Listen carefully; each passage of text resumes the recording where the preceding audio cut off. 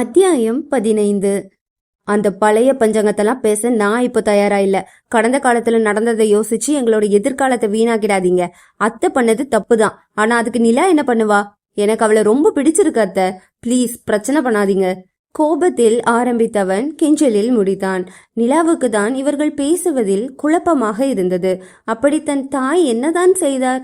பெரியம்மா தன் தாயால் தான் தன் வாழ்க்கை வீணாய் போனது என்று சொல்லும் அளவிற்கு அப்படி என்னதான் நடந்து தொலைத்தது? அவள் தாய் ஓடி போய் திருமணம் செய்து கொண்டதால் தானே அவரை இந்த குடும்பம் வெறுத்தது. அப்படிதான் அவள் நினைத்து கொண்டிருந்தாள். ஆனால் அவளுக்கு தெரியாத ஒரு கதையும் பின்னால் இருப்பதை அவள் தெரிந்து கொண்டால் என்ன நடக்குமோ? சரி, நீங்க அவளையே கல்யாணம் பண்ணிக்கோங்க, சந்தோஷமா இருங்க. ஆனா நானும் என் பொண்ணும் இந்த வீட்டுல இருக்க மாட்டோம். நீங்க குடும்பமா நிம்மதியா இருங்க என்றாள் சீதா. அவள் பேச்சில் எல்லோரும் அதிர்ந்துதான் போனார்கள். என்ன சீதா இப்படியெல்லாம் பேசுற? சின்ன பசங்க ஏதோ ஆசைப்படுறாங்க, வேணான்னு சொல்றவங்கள வற்புறுத்தியா கல்யாணம் பண்ணி வைக்க முடியும் என்று கண்ணம்மா சொல்ல பித்து பிடித்தவள் போல நின்றிருந்தாளே தவிர எதுவும் சொல்லவில்லை. என்னால எந்த பிரச்சனையும் வேணாம், நீங்க ஏன் பெரியம்மா போனோம், நான் இங்க இருந்து போறேன், நீங்க எல்லாரும் ஒன்னா இருங்க என்று கண்ணீரோடு அழுது கொண்டே கெஞ்சிய நிலாவை பார்க்க எல்லோருக்கும் பாவமாய் போனது. நீ சும்மா இரு நிலா, நான் பாத்துக்கிறேன் என்றான் ஆதி அவள் கண்ணீரை துடைத்து விட்டபடி.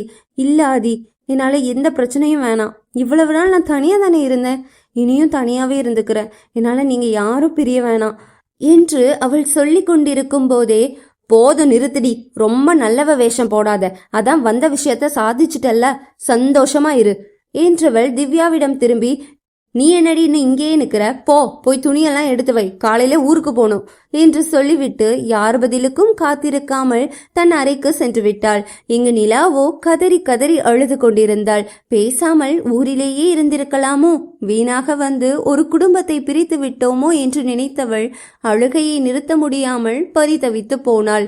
யார் என்ன சொன்னாலும் கேட்கும் நிலைமையில் அவள் இல்லை. திவ்யா எல்லாவற்றையும் கேட்டவள் கண்ணீருடன் அங்கிருந்து செல்ல போக அவள் கையை பிடித்து நிறுத்தினான் ஆதி. எங்கடி போற என்று ஒரு வார்த்தை தான் கேட்டான்.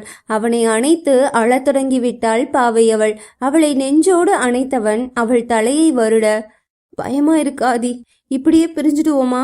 இனி எப்பவுமே பழைய மாதிரி நம்மளால இருக்க முடியாதா?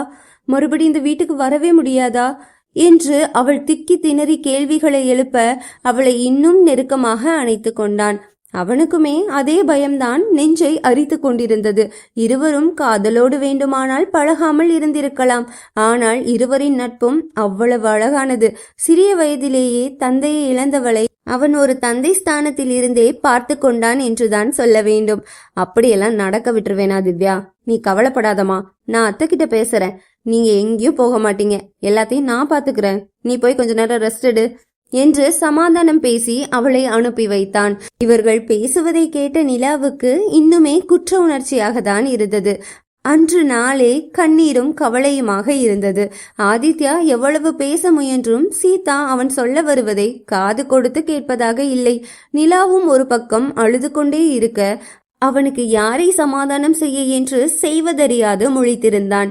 இரவும் வந்திருக்க வித்யா நிலாவை கட்டாயப்படுத்தி சாப்பிட வைத்து அவள் அறைக்கு அனுப்பி வைத்தாள்.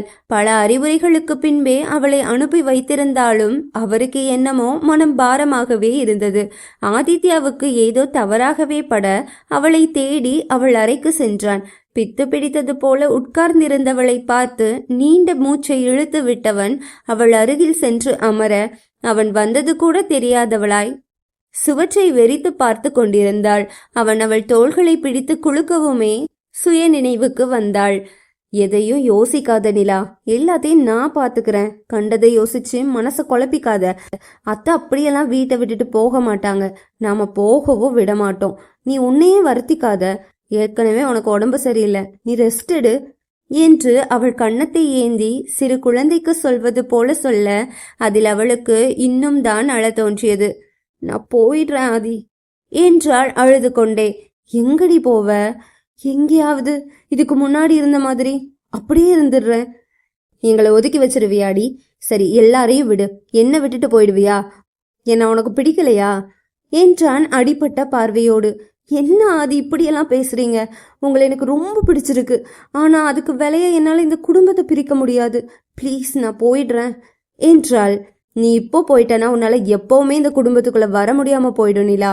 நான் சொல்றது கேளு. பாட்டி அப்படியெல்லாம் அத்தைய போக விட மாட்டாங்க. நீ எதையும் யோசிக்காம ரெஸ்ட் எடு என்றான்.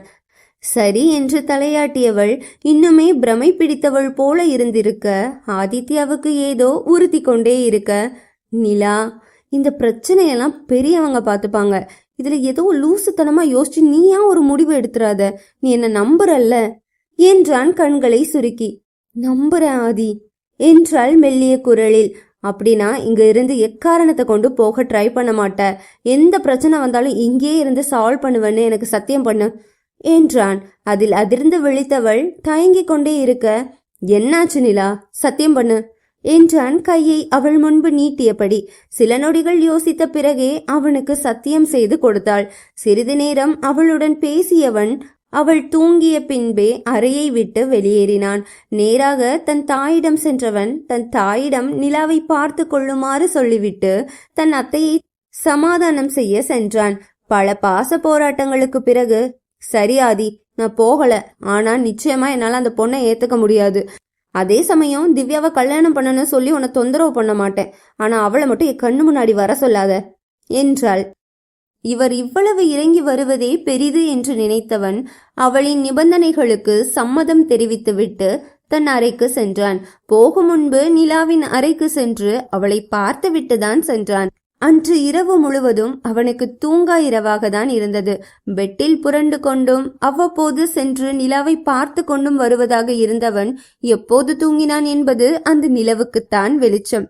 காலை சூரியன் மொத்த உலகத்தையே தன் ஒளியால் மகிழ்வித்து கொண்டிருக்க, கண்ணம்மாவின் வீடு மட்டும் நிசப்தத்தில் மூழ்கியிருந்தது.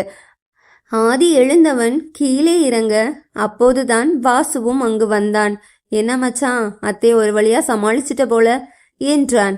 ஆதித்யா நீண்ட மூச்சு இழுத்து விட்டவன், இவ்வளோ சீக்கிரமா இந்த பிரச்சனையை நான் எதிர்பார்க்கலடா. ஒரு பக்கம் நிலா, இன்னொரு பக்கம் அத்தை, 2 பேரையும் சமாதானம் பண்றதுக்குள்ள ஒரு வழி ஆகிடுச்சு என்றான். சரிடா, என்னைக்கோ நடக்க வேண்டியது இன்னையோட முடிஞ்சிருச்சுன்னு நினைச்சுக்கோ.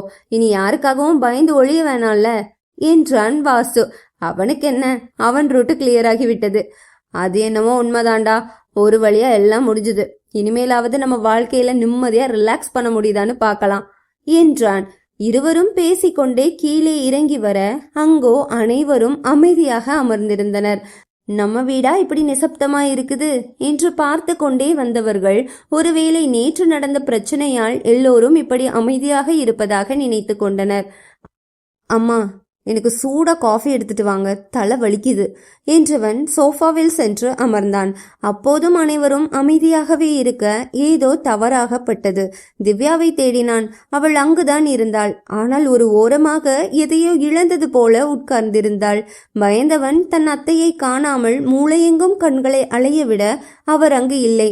அம்மா, அத்தையங்க என்றான் பதட்டத்துடன். யாரும் எதுவும் பேசவில்லை. அம்மா, உங்ககிட்ட தான் கேட்கிறேன் என்று கேட்டுக்கொண்டிருக்கும் போதே சீதா உள்ளே வந்தாள். கையில் பையோடு கடைக்கு சென்று வந்திருப்பாள் போலும். நிம்மதி பெருமூச்சு விட்டவன் அடுத்த நொடியே ஏதோ ஞாபகம் வர நிலாவின் அறைக்கு வேகமாக சென்று பார்க்க அங்கு அவள் இல்லை. நிலா, நிலா என்று கத்தி பார்த்தான். பதில் கிடைக்கவில்லை.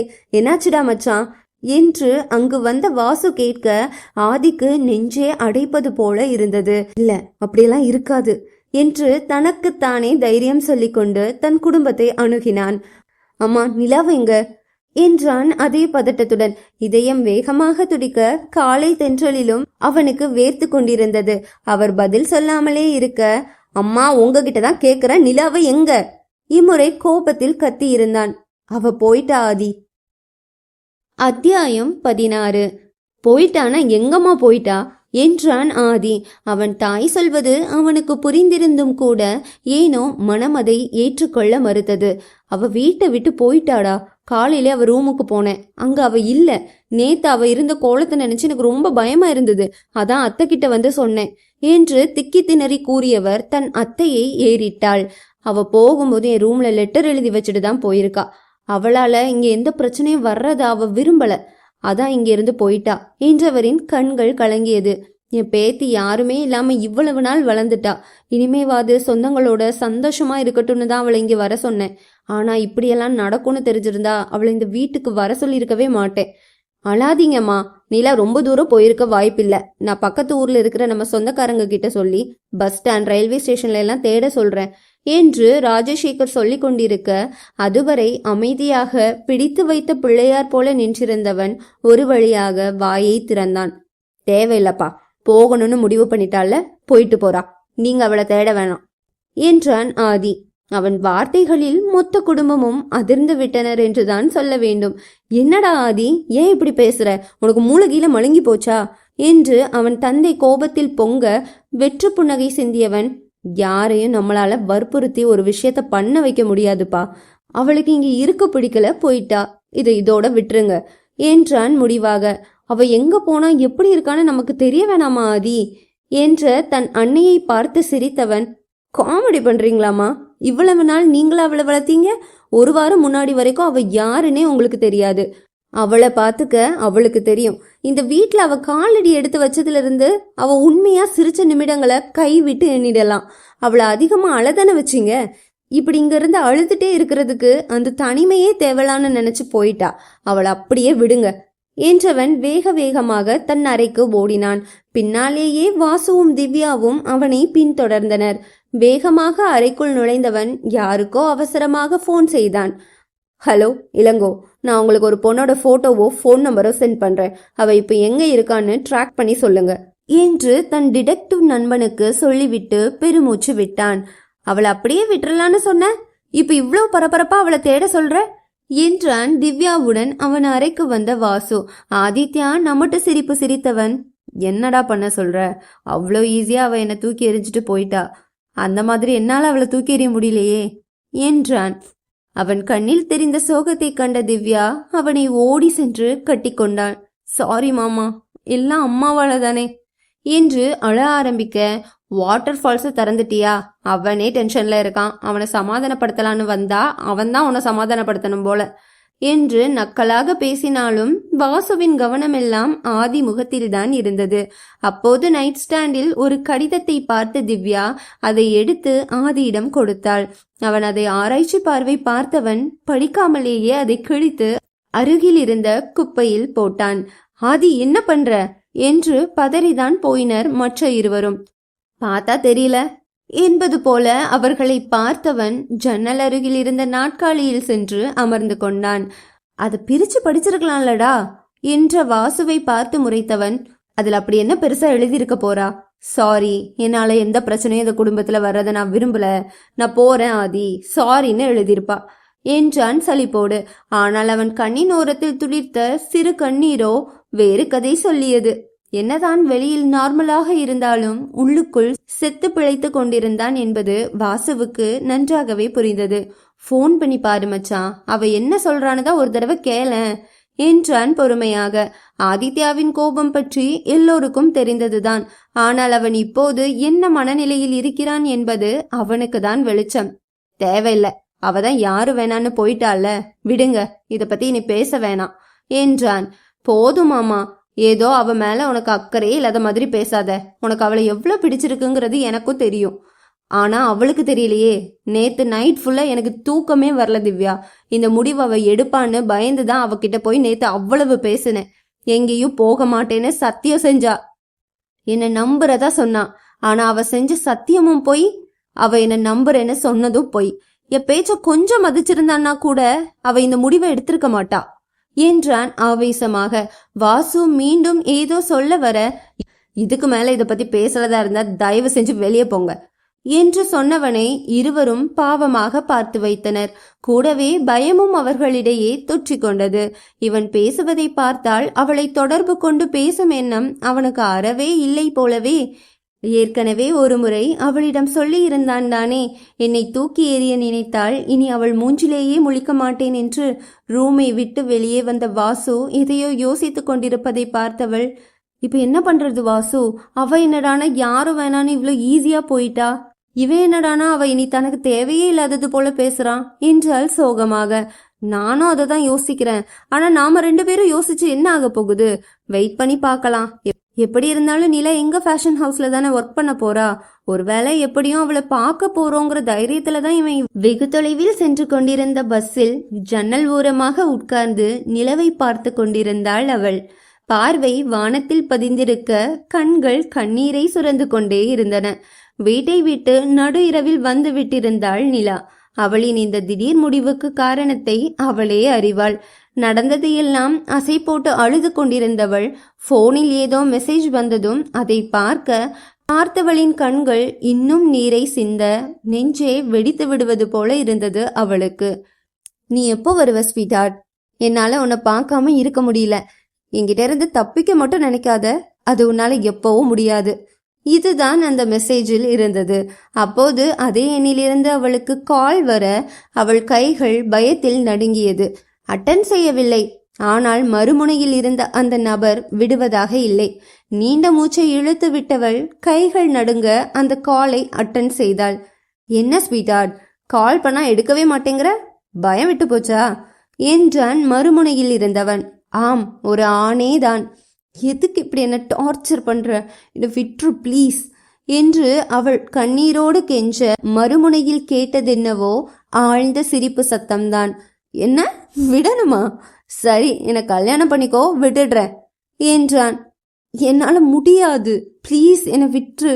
இதுக்கு மேல என்ன டார்ச்சர் பண்ணேன்னா எங்கேயாவது விழுந்து செத்துருவேன் என்று அவள் சொல்ல மீண்டும் மறுமுனையில் சிரிப்பு சத்தம். நீ வாழணும்னா மட்டும் இல்லை செல்லம், சாகணும்னா கூட நான் மனசை வச்சாதான் முடியும். நீ அலறதெல்லாம் வேஸ்ட் பேபி. சீக்கிரமா ஊருக்கு வந்து சேரு. உன்னை பார்க்காம என்னால இதுக்கு மேல இருக்க முடியாது என்றவன் போனை வைத்துவிட நிலாவுக்கு இப்போதே செத்து விடலாமா என்றுதான் தோன்றியது. தற்கொலைக்கு முயற்சி செய்து செத்து விட்டால் கூட பரவாயில்லை, ஒருவேளை உயிர் பிழைத்து விட்டால் என்ன செய்வது என்ற பயமே அந்த எண்ணத்திலிருந்து அவளை தடுத்திருந்தது. திடீரென அவள் மனம் ஆதித்யாவை தேடியது. இவ்வளவு நாள் எந்த பயமும் இல்லாமல் எவ்வளவு நிம்மதியாக இருந்தாள். காரணம் அவன்தானே, அவன் மீது இருந்த நம்பிக்கைதானே. போனில் அவன் எண்ணை எடுத்தவள் அவனுக்கு கால் செய்ய போக ஏதோ ஒன்று அவளை தடுத்தது. எல்லாம் குற்ற உணர்ச்சிதான். தன்னை ஒரு குழந்தை போல பார்த்து கொண்டவனின் நம்பிக்கையை உடைத்து விட்டு வந்து விட்டோமே என்ற குற்ற உணர்ச்சி. எந்த முகத்தை வைத்துக்கொண்டு அவனிடம் பேசுவது என்ற குற்ற உணர்ச்சி. தான் பேசினாலும் அவன் பேசுவானா? மறுபடி ஒரு முறை பார்த்தால் முன்பு போன்றே தன்னிடம் அன்பாக நடந்து கொள்வானா என்ற கேள்விகளுக்கு பதில் தெரியாதவளாய் போனை அணைத்துவிட்டு மீண்டும் நிலவை பார்த்து கண்ணீர் விட ஆரம்பித்து விட்டாள்.